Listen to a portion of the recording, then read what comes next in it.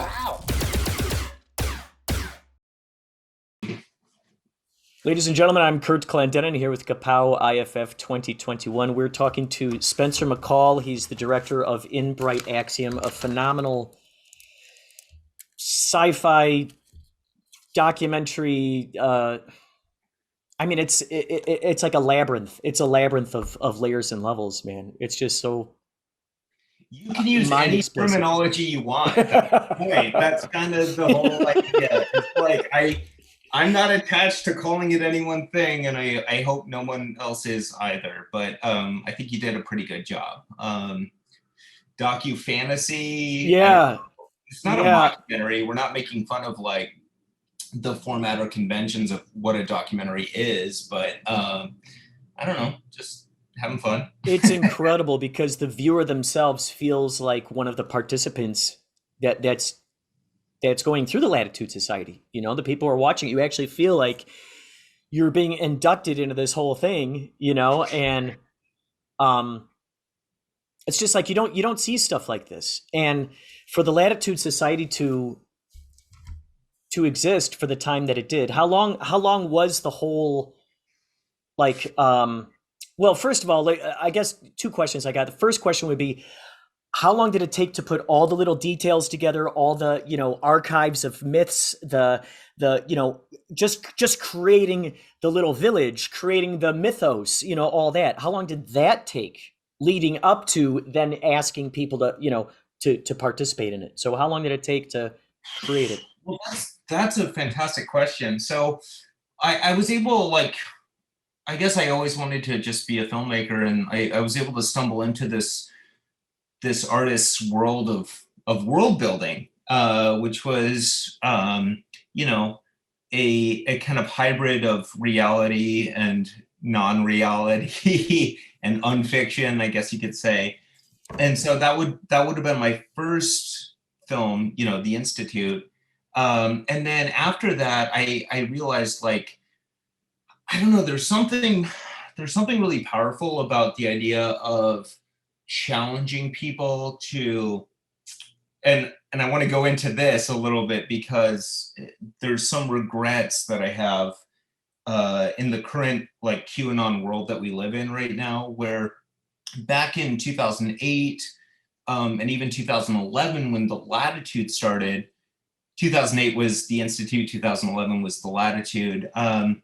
I don't know, it felt like we lived in kind of a world that had consensus reality, where we all could agree that this means that and that means this. The world is round, all that good stuff. But we wanted to challenge people to just ask questions like, why? Like, why can we have, or this is more like something that Jeff Hall was about, but like, why can we have a billboard that advertises,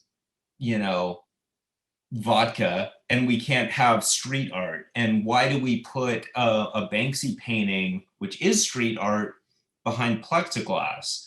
Like, these questions of just like getting us to like look around the world, look up from our phones, which were actually kind of a new thing when all this started, and just ask, like, why why is this okay and this is not okay, kind of thing. Like, I mean, you could even think about it like almost in terms of like, I don't have an opinion either way, but it's like we pay athletes to use their bodies and abuse themselves and be physically harmed, and yet at the same time we demonize and are very critical of those who use their bodies to visualize pleasurable activities. I'm sure like, what I'm talking about, but it's like, why do we revere those who use violence with their bodies, but we're still paying them? I mean, athletes are prostitutes, actors are prostitutes,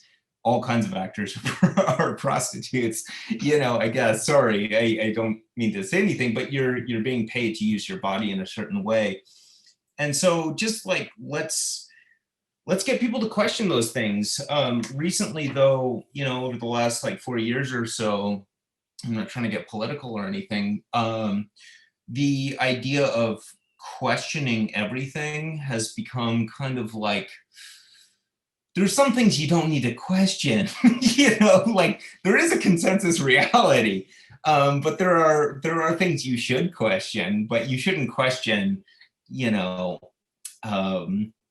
don't know, if the earth is round, and yet we've seen that over the last 4 years, that kind of stuff. So what I'm interested in now is like getting us back to a stasis, getting us back to like a realization that, yes, if I throw an apple in the air, it's gonna probably fall back down, most likely. And that's kind of what I'm interested in right now.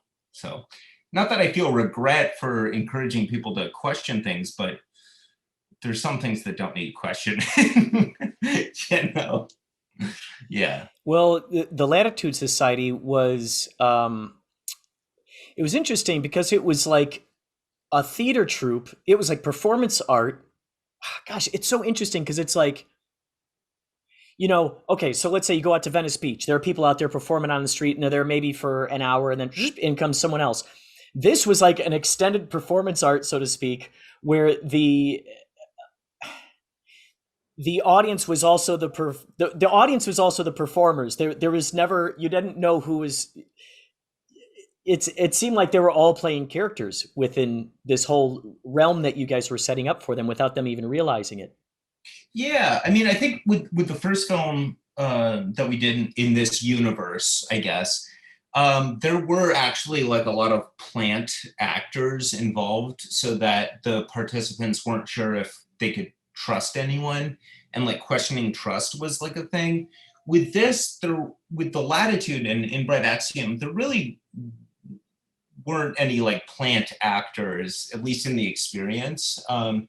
There is the professor, played by Jordy Aiken, who is going on this journey, which is supposed to be analogous in a metaphor to the journey that the participants are going on. So, you would go down this slide, go through this labyrinth, and go to this arcade. And if you did well, you would unlock a passcode, which would then, almost like a video game, unlock this cutscene or this cinematic that would explain like, okay, there's this guy or this person going on this journey, and each time you completed something, you would unlock more about this person's journey. And sadly, the Latitude, just due to a lot of economic factors, just had to shut down very prematurely. Much more prematurely than the first thing, the Institute. So it was my goal with this film to like, let's complete his journey. Let's see where he goes. And even though it shut down prematurely, let's still continue to have his journey be a metaphor for the way that the participants experienced the whole endeavor. Mm-hmm. Well, I guess now that I realize the way that I phrased that, I guess what I meant by not necessarily plants as actors, but these people unexpectedly became part of the performance, I guess is what I'm saying. They went in there going, oh, what is this? And then little did they realize that they were actually, they actually became the ones, like you see the footage where they're all like, they were having like council meetings or something, they got like ribbons across them and they're playing these games and stuff. So it was like, it's interesting because the how the experience was completely determined upon what they wanted to do with that experience. So they were actually co-creating this experience rather than just passive observers like, oh, look at that, that's neat. No, they were actually creating this thing, which was just really cool. Oh, absolutely. I mean, yeah, a lot of people got super duper involved in the Latitude, and the problem I think became that exactly what you're saying, where the authority was given that you are, an owner of this, but at the end of the day, if you're not actually like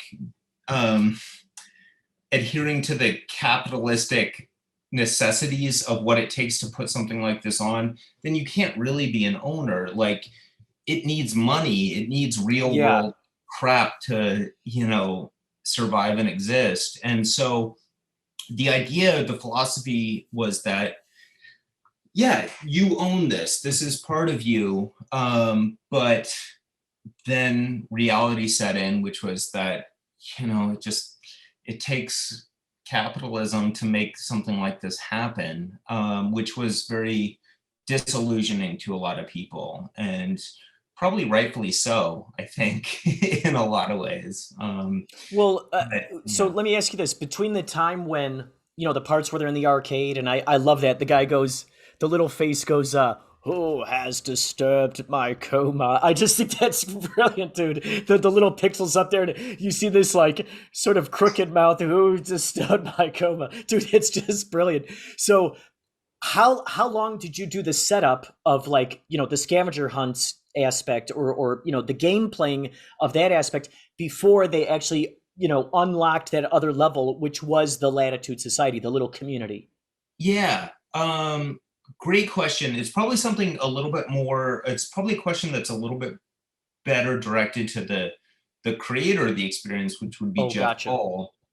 But I will say that, like, in 2011, the Jejun Institute, which ultimately got adapted into the AMC series, that ended in 2011, and I don't think there was more than a week until Jeff started working on what's next. What is this next thing? And the idea kind of being that, like, what if Disneyland could be beneath every city in the world, and only a few people knew about it? Almost like this haunted mansion kind of Splash Mountain sort of thing. And so he got right to work, and I knew that there was a lot more that I wanted to say about the theology and philosophy that I didn't get a chance to say in the first film. And so I asked Jeff, can I start just sort of documenting this process and, like, what's happening here? And he was gracious enough to say totally. And so that's sort of how I was able to do this, and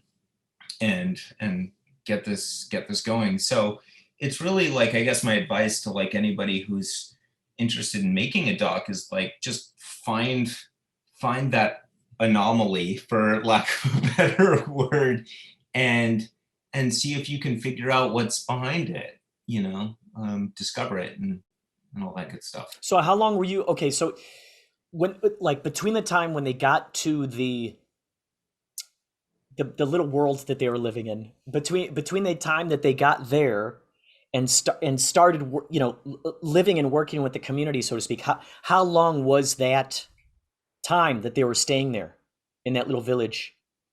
Well, so that was the interesting thing. Like, the village up in Mendocino, that was a compound that was basically like almost a reward. So Oh, yeah, so every summer, if you had completed basically everything, all of the challenges back in, like, the urban city or concrete jungle, then you were rewarded with getting to sort of, like, go to this retreat, oh. which for a lot of people seems like terrifying, like, okay, I'm going to drive, 3.5 hours north of the Bay Area, just completely trust everything, show up, and, this is how Jonestown or whatever, like, Yeah, fire. yeah. Yeah. But the beauty was that it wasn't nefarious. There wasn't any goal. I don't want your money necessarily. Like, I don't want you to distance yourself from your friends or anything like that. It was always like, this isn't actually a cult, although some people got confused about what that means. Mm-hmm. Mm-hmm. Oh, Curt, can you give me 1 second? Oh, absolutely. Yeah. Okay, cool. I'll be Yeah. with you right back. Yeah. Ladies and gentlemen, those of you who are tuning in now, we are talking to Spencer McCall, who created In Bright Axiom. As you can see, I don't know if you can see in the back there on his wall, the Institute poster. That's a phenomenal documentary. You've got to check it out. I'll come back in a second as soon as Spencer sits down. What were you playing? Oh, I was playing this little thing. My sister got me this. I think it's an ocarina. Oh yeah, like from Zelda. Yeah, totally. I was just gonna say, yeah, yeah. Oh, what a great game that was, by the way. Ocarina I of mean, Time. in a lot of ways, like the conventions, like game design is game design, you know, and I think a lot of the conventions of like 8-bit or even 16-bit like video games were a huge inspiration to what this was. Like walk down the street, even if it's like Contra, you know, not that you're shooting people or like jumping on people's heads, but like, you know, walk down this urban environment, go into the sewer, you know, go up, like climb through this thing. Like, I don't know, like, I think there's a lot to the experience of vicariously playing a video game. Absolutely. Yeah. And then like, oh my God, I get to finally realize it. Like somebody turned like the urban environment into like a game that I get to like do something with. Yeah, because it That's reminds me of like Dungeons and Dragons, you know, like I mean, that, and it makes so much sense why they call it ARG. It's like instead of RPG, it's ARG. And it's such a cool idea. Like rather than having dice, not that you can't use dice, but rather than just your dice and your imagination, you're like, whoa, I'm building a world for these people to walk through, you know, and if they follow these little instructions and they unlock this secret door here that has all this other crazy stuff in it. And I mean, that was just awesome that you documented that process because how this is not, as far as I know, this is not commonplace behavior.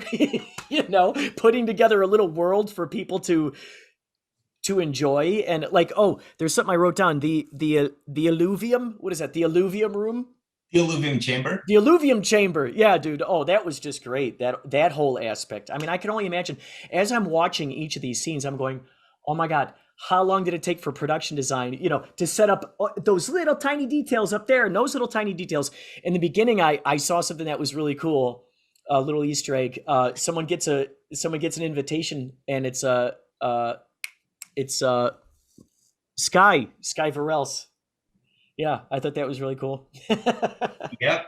Yeah, I mean, there's a million Easter eggs. Like, I don't even want to call them Easter eggs. I just thought like, um, I listened to an interview one time with Grimes where, you know, I just thought her music was so amazing and otherworldly. And then the interview, she's like, I think somebody was like, who's your biggest inspiration? And she's like, Mariah Carey. And I had to like sit back for a second and be like, what? Like, what is that? Like, nothing against Mariah Carey. It was so poppy that it led me to this like way of thinking where it was like, well, how do you explore deeper like what pop culture is doing? And so for me personally, just in the like few films that I've done, um, I thought the Marvel Cinematic Universe was really cool. Like the idea that like there is a show on Netflix and it's cinematic, you know, and I feel like what we're doing is like a little bit more than cinematic. It's all inclusive, but the idea that like there's this cinematic universe where everything's kind of connected, all these stories are connected, but if you see any one part of it, you know, that's fine. It makes total sense. Like I took my mom to see Black Panther, and I don't know if she'd seen any other Marvel movies, and she loved it, and like she totally got it. And I thought that was so cool. Like, why can't indie film create like a cinematic universe? And you could say that, Yes. like you could say that like Kevin Smith or like Tarantino, I don't know if he's still indie, but like they've kind of done that too. Or Pixar's done that or whatever, but like why Yeah. can't like, a movie that gets made for $10,000, why can't that do that? And so Hmm. that's what I was like really, really interested in, and just like throwing all these clues where you could watch one thing and say, what's that? Oh, and then you watch another thing and it's connected to that, Yeah. and all that fun stuff. So I guess it was just a way to try to inspire people to say that like the conventions of like Marvel or whatever, where you're world building, or even Star Wars now with like the Mandalorian, where there's a million Easter eggs and everything's connected and Luke shows up. Like, that's not reserved for people who have a bajillion-dollar budget. You can do that too. Right. Right. It it only I don't know, maybe it takes $10,000. I don't know, maybe a little more. But yeah, I just wanted to create like this, help expand the universe that like Jeff Hall had created. Well, and Um, it's cool. Now it's branched off in all this stuff. It's branched off into Crystor Inc. It's branched off into Grandview Boulevard. It just keeps unfolding and folding within itself, which is great because now, like with the Varel Bridge Society and all that stuff, it's cool because now it's going, aha, here's how we make sense of dispatches from elsewhere working in accordance with Institute, working in accordance with Grandview Boulevard. You're going, it all makes sense. It's just great. and here's the beauty of it, Curt. I'm not involved in that at all. That's all fan-based community building And stuff. how cool is that, man? How cool is that? You followed your inspiration with help with doing the Institute, and then you see what's going on with Latitude Society. You follow your inspiration there. You go, okay, I got to document this. Little did you realize there's no way that the Spencer way back then could have ever possibly imagined that this Spencer, this future version of Spencer who exists right now, has inspired this whole hidden populace. But that was all because you followed your inspiration. It's How so cool is that, weird. man? You unlocked all these secret levels. It's so weird. I mean, I think the way that myself and probably Jeff as well, like think about it. Well, I can't speak for Jeff, but just myself is like, um, there's this big empty plot of land, and it takes a little bit of like work and maybe even like a little bit of money to like gather some seeds, and then you throw these seeds out there and maybe you water them a little bit, but once they start to grow, you try to invite other people in to be like, can you guys, like, you own this is your land now. And then what's been so fascinating over the last like year or two has been almost like Mendel's peas, where Mendel like started cross-pollinating and finding out recessive and dominant alleles and stuff for like the peas.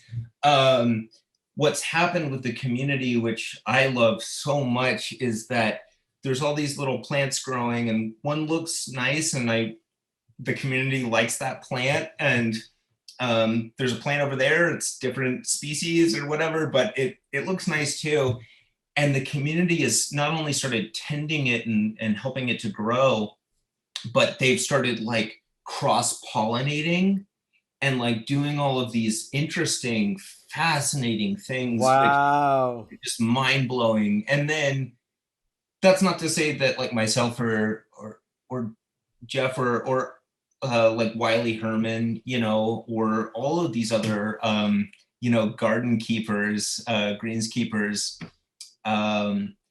don't occasionally throw a new seed into the garden and help water it. And so that would be like a good example of like Signal right now, or even Jason Segel, like with Dispatches from Elsewhere, where he adapted the first film and that became its own seed, which had its own almost like sub garden, so it's been beautiful. But at the same time, I just kind of step back and just observe and try to support in any way I can. Well, and it's crazy because, man, this is just such an example of how important the vibe that we put into the projects that we're creating is, the intention and the vibe that we're putting into it, because that vibe, it continues on. It's a real thing. It's a spirit that's within that's encapsulated within, whether that's a song or a movie or what have you, a book. And then it's awesome because those who reverberate with that vibe, as you're saying, they then grow. They're noticing their own reflection in this thing. They're going, "Oh my God! Wow! Ooh! Now what if we make a tentacle? Ooh! Let's pull a tentacle out of it. Ooh! There's a ooh! Here we got this, and there's an antenna here, and that's got a tail.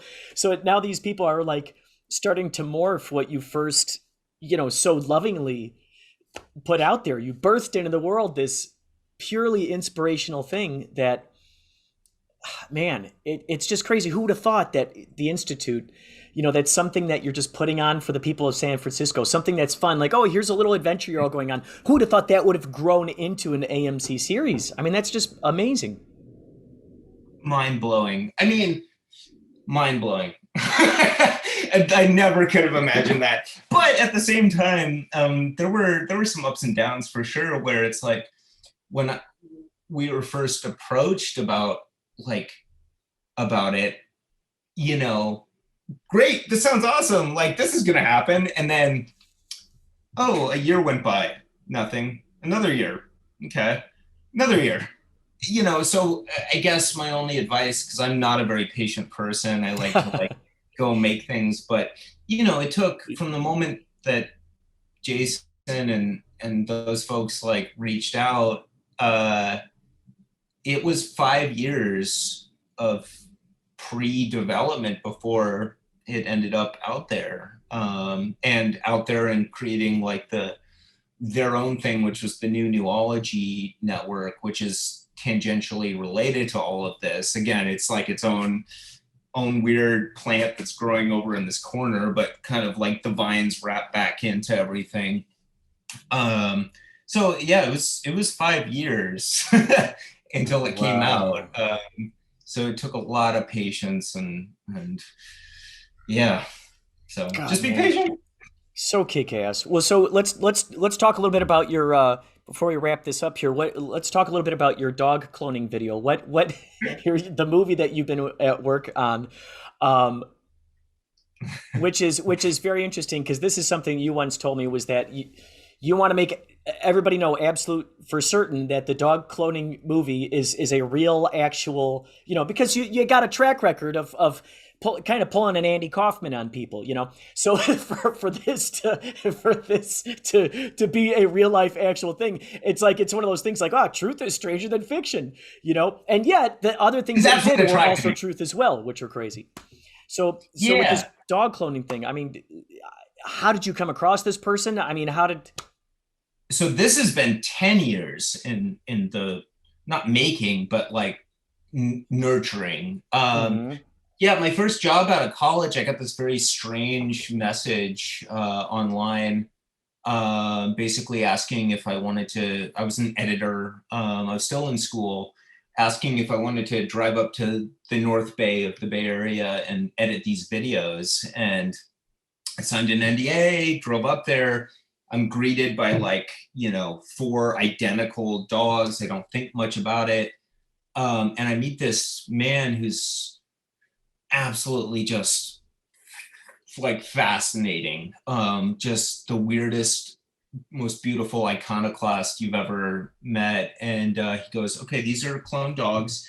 We're going on Good Morning America in 2 days. We need this press footage for them to cut to. Here's a bunch of footage of clone dogs. Go.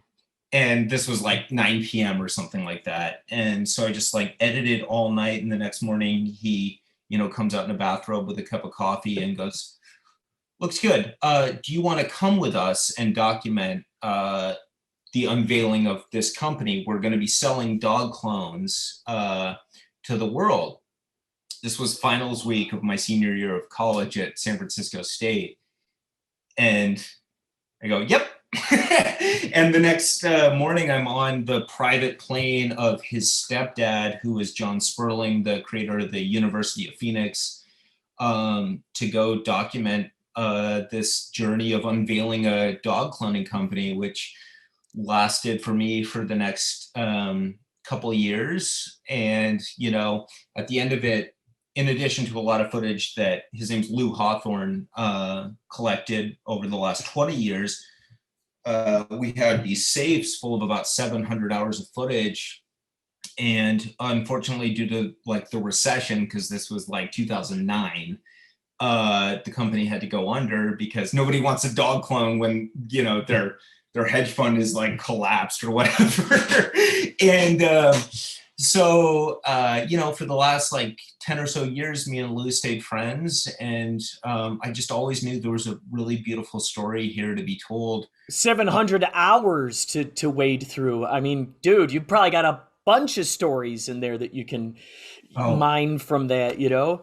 it's fascinating, and yeah, it's fascinating. Wow.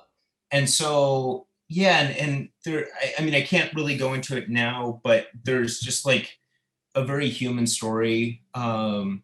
You know, like when we look at Frankenstein bringing back somebody, we never really understood like why Dr. Frankenstein, like why was he doing that? And I think in some ways this is like a 21st century story of how do you alleviate loss and grief through Mm.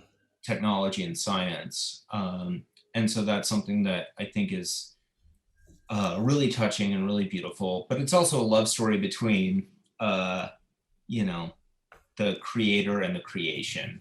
So that's what I'm on to Oh my next. God, Spencer, that's amazing. Now, are there some places that you'd like people to find you at, maybe on Instagram or Twitter, or any websites you'd like to direct people towards to find more of your stuff? Oh gosh, that's a good question. I'm not the most socially active. I wish I was better. I guess I would say just if you're interested in learning more, start with the Institute, which you can find on like Amazon or iTunes. That's a good starting point. Um, Check it out. You can hate it. I don't care. It's fine. It's a weird thing. You can do that. And then of late, there's Signal, SYGNYL.com. You can check out. And then, of course, there's the mainstream Dispatches from Elsewhere on AMC, which is the adaptation of the film. So, yeah, I'd say don't. I don't care. Don't worry about my social. Be more, if you're interested, check out some of the actual like content. Although I hate that term because I try to have it be more than just something to fill the hours of the day. But yeah, Well, it's all very, very intellectual. It's all high vibrating. So I think that's some of the most important content, or creations that you can make, I think. thanks, Curt. Well, thank you so much, man, for coming on here. And those of you who are listening, make sure you check out In Bright Axiom. It's going to double twist your brain. You're going to love it. You're going to love it.